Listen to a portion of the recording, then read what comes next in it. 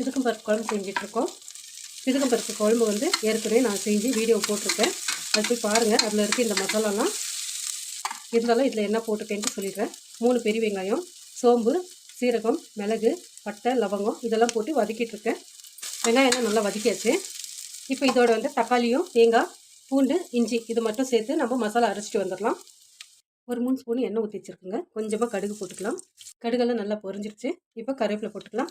இதில் சிதுக்கும் பருப்பு போட்டுக்கலாம். குழம்புக்கு தகுந்த மாதிரி உப்பு போட்டுடலாம். மஞ்சள் தூள், சீமை கத்திரிக்காய், உருளைக்கிழங்கு இதெல்லாம் போட்டுக்கலாம்.